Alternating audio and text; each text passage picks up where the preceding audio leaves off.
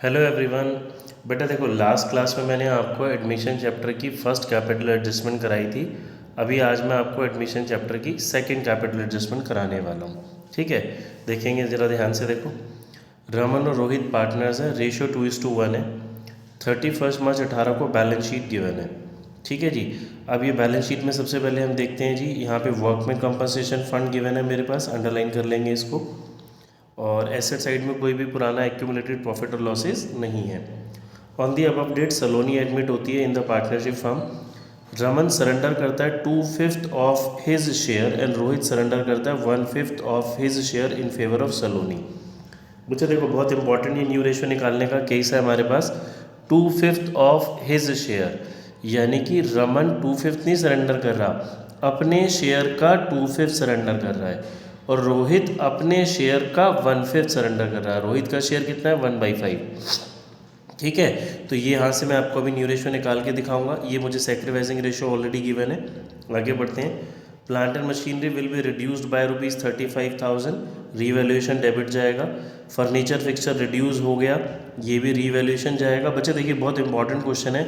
एक तो इसमें ये वाला पहले इंपॉर्टेंट पॉइंट, दूसरा यहाँ पे टू और बाय का आपको डिफरेंस समझ में आना चाहिए। रिड्यूस्ड बाय और रिड्यूस्ड टू लिखा है। Plant and machinery reduced by 35,000 का मतलब है 35,000 से कम हो गया, तो रीवैल्यूएशन के डेबिट में बच्चों 35,000 आएगा। फर्नीचर रिड्यूस्ड टू 58,500 का मतलब है फर्नीचर घट के 58,500 रह गया, तो 65,000 और 58,500 जो इसका डिफरेंस होगा 1,500 का, सॉरी 6,500 का, वो जाएगा बच्चों मेरा किसमें? Furniture and fix, sorry revaluation के डेबिट में फर्नीचर एंड फिक्सचर के नाम से। प्रोविज़न फॉर डाउटफुल डेब्ट इंक्रीज्ड बाय 3,000, ये जो प्रोविज़न है 3,000 रुपये से बढ़ जाएगा मेरा। Claim for ₹16,000 for workman compensation was admitted. देखिए जी, ऊपर 40,000 का जो इसका क्लेम है वो है 16,000 रुपीज़ का, तो आपको 24,000 रुपीज़ का गेन हो गया।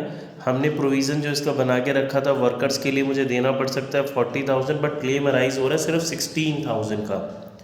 तो रिमेनिंग जो 24,000 है उसको क्या कर देंगे बच्चे हम? Distribute capital credit old partners old ratio.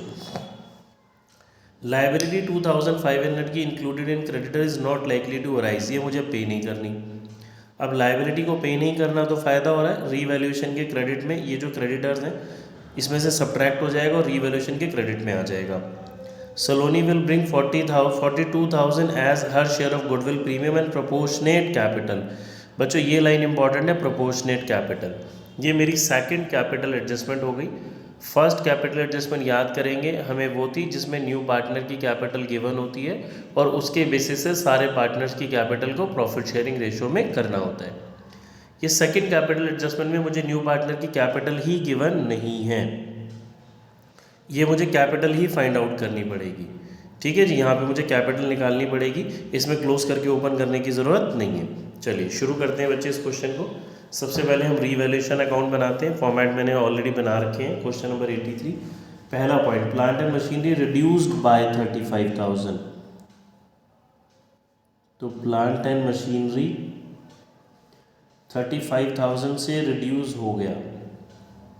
Furniture and fixture reduced to, furniture and fixture reduce होके 58,500 रह गया। ओल्ड बैलेंस शीट में 65,000 है, तो 6,500 का रिड्यूस हो गया। Provision for doubtful debts increase करना है जी 3,000 से।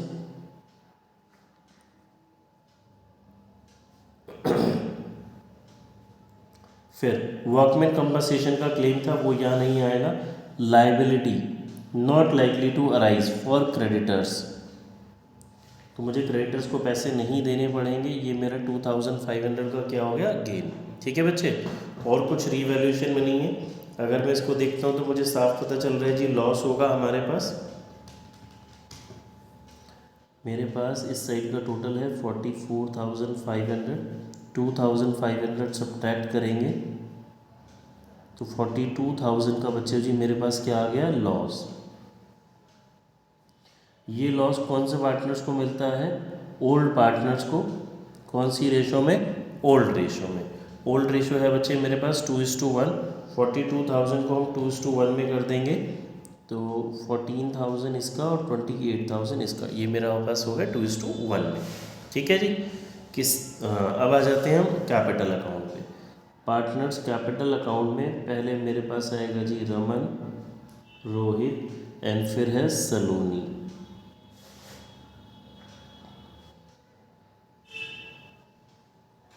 रमन, रोहित, सलोनी।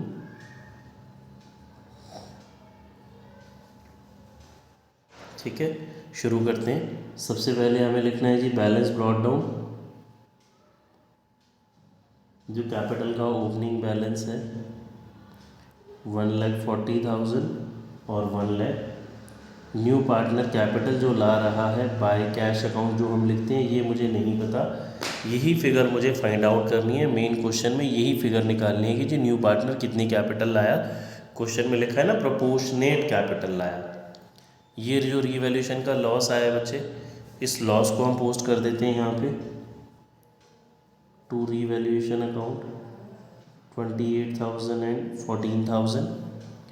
वर्कमैन कंपनसेशन डिस्ट्रीब्यूट होगा मेरे पास। वर्कमैन कंपनसेशन ऊपर था ओल्ड बैलेंस शीट में 40,000, एडजस्टमेंट में क्लेम है 16 का, तो 24,000 का रह गया, वो डिस्ट्रीब्यूट हो जाएगा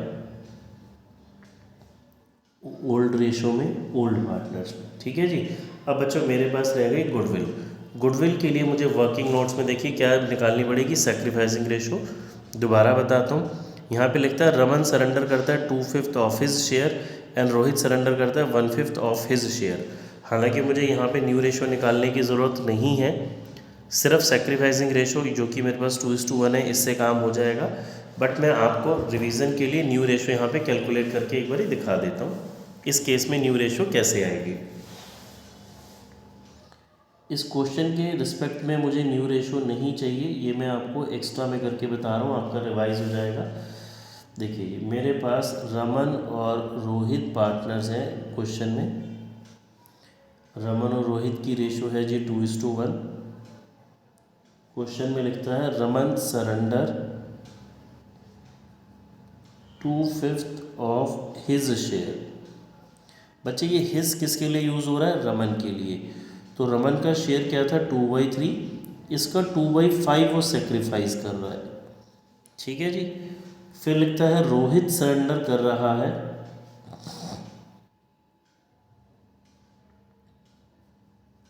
1/5 ऑफ हिज शेयर। हिज किसके लिए यूज़ हुआ, रोहित के लिए। रोहित का शेयर कितना है मेरे पास 1/3, इसका 1/5, यानी कि 1/15 सरेंडर कर रहा है। ठीक है जी। तो रोहित सरेंडर कर रहा है 2/5, ये सरेंडर कर रहा है मेरे पास 1/5। तो एक बारी 2/3 इंटू 2/5 4/15 एंड ये 1/15। ठीक है जी। आगे आते हैं। फिर मेरे पास जब न्यू रेशो कैसे निकालेंगे, न्यू रेशो के लिए हम लिखते हैं जी Raman, Rohit and new one is Saloni. Raman को ऑलरेडी मिलता था 2/3 माइनस इसने सरेंडर करा 4/15। रोहित को मिलता था 1/3, इसने सरेंडर करा 1/15। सलोनी का शेयर कैसे आएगा, अगर हम इन दोनों के सेक्रीफाइस को प्लस कर दें तो मेरे पास न्यू शेयर आ जाएगा। इसको सॉल्व करते हैं जी। एलसीएम 15 आया, 5 10 6 5 5 - 1 4 5/15। देखो बच्चे जी मेरे पास न्यू रेशो आ गई 6:4:5, ये मेरी न्यू रेशो आ गई। ये मेरी सेक्रीफाइसिंग रेशो आ गई, दैट इज़ 4:1। तो जो गुडविल है वो कौन सी रेशो में डिस्ट्रीब्यूट होती है बच्चे, सेक्रीफाइसिंग रेशो में। ये बच्चे मेरे पास सेक्रीफाइसिंग आ गई, न्यू रेशो आ गई। अब जो गुडविल है वो कौन सी रेशो में डिस्ट्रीब्यूट होगी, मेरी सेक्रीफाइसिंग रेशो में। ठीक है जी। आइए हम इसको करते हैं। बैलेंस लिखा, कैश लिखा, वर्कमैन कंपनसेशन फंड लिखा। अब हम आ जाते हैं जी प्रीमियम फॉर गुडविल पे। गुडविल है मेरी 42,000, 4:1 में डिस्ट्रीब्यूट होगी 33,600। ठीक है बच्चे। अब मेरा पूरा क्वेश्चन कंप्लीट हो गया, सिर्फ मुझे जो न्यू पार्टनर है उसकी प्रोपोर्शनेट कैपिटल निकालनी है। तो मैं क्या करता हूँ, पहले मैं बाकी पार्टनर्स का बैलेंस निकाल लेता हूँ।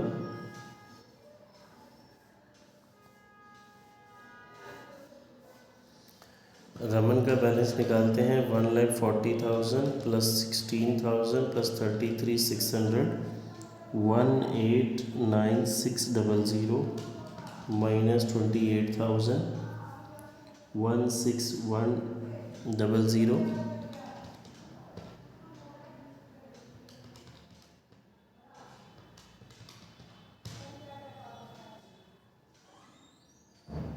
ठीक है बच्चे जी, ये बैलेंसेस आ गए। अब मुझे ना सलोनी की कैपिटल निकालनी है। तो सलोनी की कैपिटल कैसे आएगी, देखिए उसने बोला प्रोपोर्शनेट कैपिटल।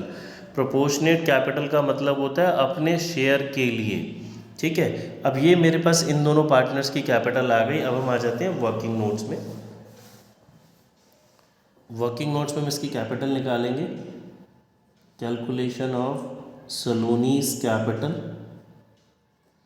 तो बच्चे इसके लिए हम बोलते हैं वर्किंग में, let the total share be 1। Saloni का शेयर, अगर टोटल शेयर 1 है और सलोनी का शेयर मुझे चाहिए 5/15, ये मैंने निकाल लिया। देखिए 5/15 अभी निकाला था। तो मुझे यानी कि इस क्वेश्चन में न्यू रेशो की भी रिक्वायरमेंट पड़ेगी। ये मेरे पास सलोनी का शेयर है। तो बच्चों जी रिमेनिंग शेयर क्या हो गया मेरे पास,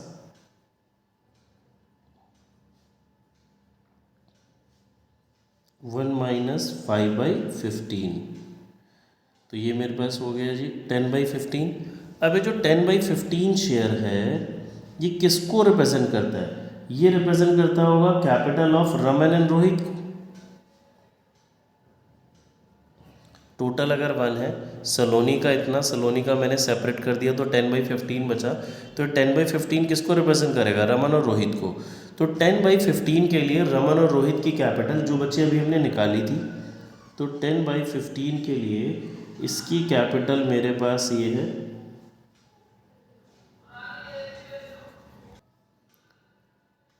देखिए बच्चों, तो 10/15 के लिए कैपिटल ये मेरे पास है।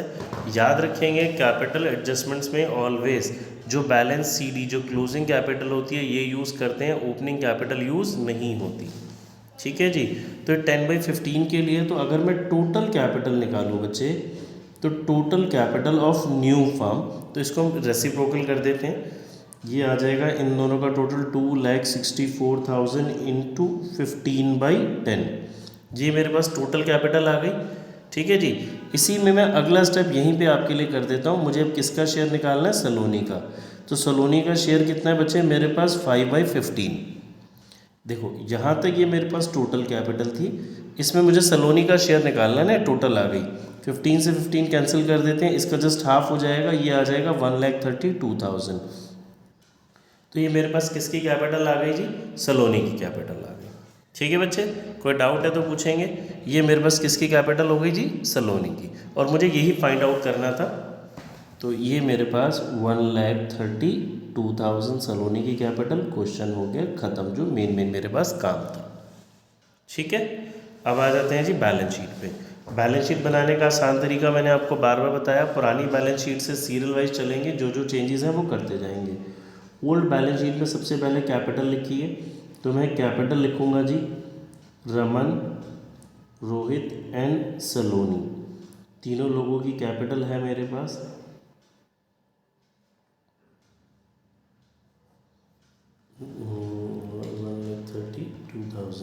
तो कैपिटल आ गई 3,96,000। ओल्ड बैलेंस शीट में वर्कमैन कंपनसेशन फंड था। अब वर्कमैन कंपनसेशन वो आएगा जो नीचे एडजस्टमेंट में क्लेम था जी। ठीक है, क्रेडिटर्स के लिए मुझे बताया गया था 16,000 के थे, बट उसमें से 2,500 हमें पे 1,60,000 के हैं। 160 में से 2,500 के नॉट लाइकली टू अराइज, ये मुझे पे नहीं करने। एसेट साइड में आते हैं। प्लांट एंड मशीनरी लिखा था जी रिड्यूस्ड बाय, देखो मैं आपको दोबारा करके दिखाता हूँ। प्लांट एंड मशीनरी 1,75,000 था, रिड्यूस्ड बाय 35,000 का मतलब है 35,000 से कम हो गया। तो प्लांट एंड मशीनरी रह गया 1,40,000। Furniture and fixture reduced to 58,500, तो घट के इतना रह गया, डायरेक्टली ये वाली फिगर आ जाएगी। स्टॉक की कोई एडजस्टमेंट नहीं थी,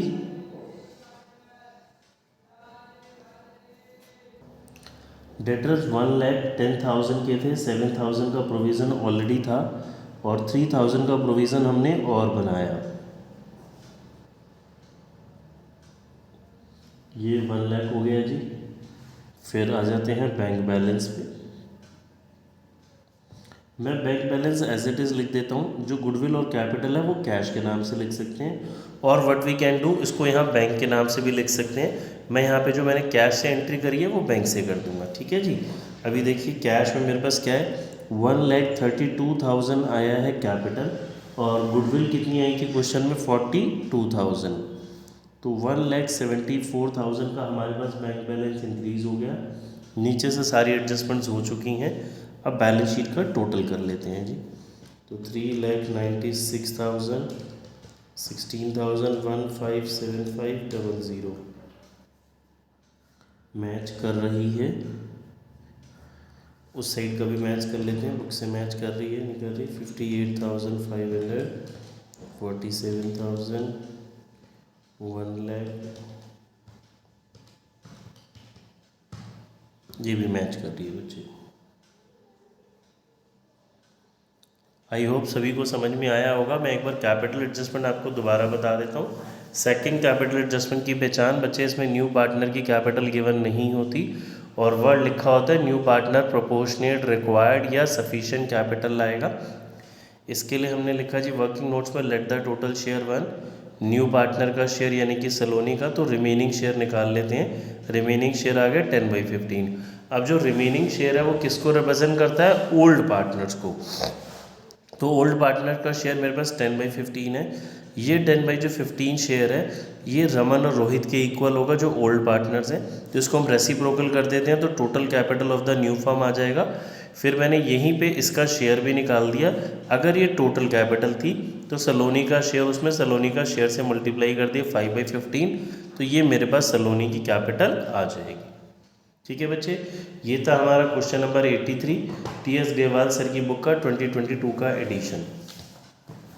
ठीक है, क्वेश्चन नंबर 83 है टी.एस. ग्रेवाल सर की बुक का 2022 का एडिशन, कैपिटल एडजस्टमेंट का एडमिशन चैप्टर का।